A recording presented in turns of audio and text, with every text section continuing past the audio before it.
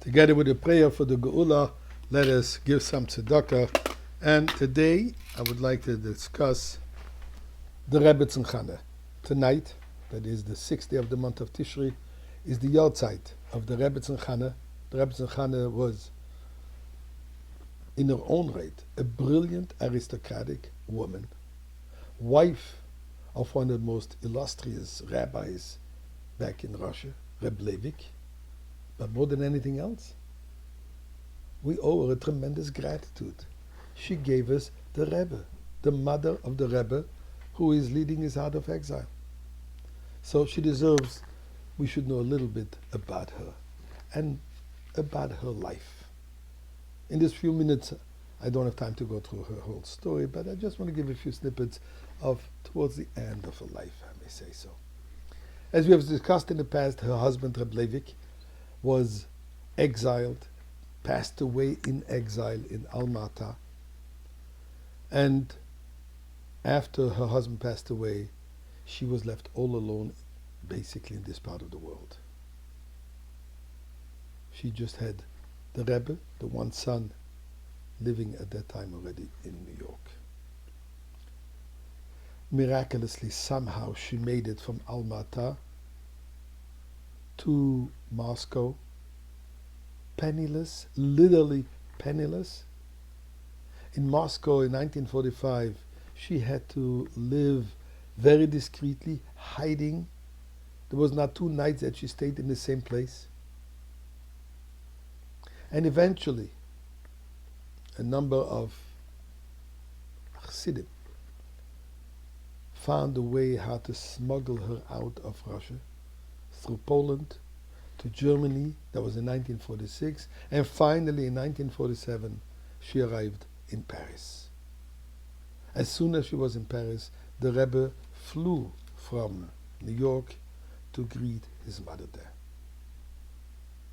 Obviously, this reunion of mother and son, they were separated for 20 years, and by the way, the Rebbetzin couldn't even be at her son's wedding. Was a deeply emotional reunion. A special reception was prepared with the participation of Chassidim and friends. Here, the Rebbe Verbrengt had gatherings, and his mother sitting to his right.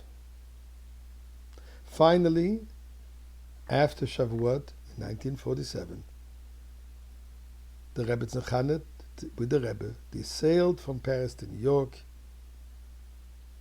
They traveled by plane on the advice, on the directives of the previous Rebbe. I'm sorry, they didn't travel by plane, they traveled by boat.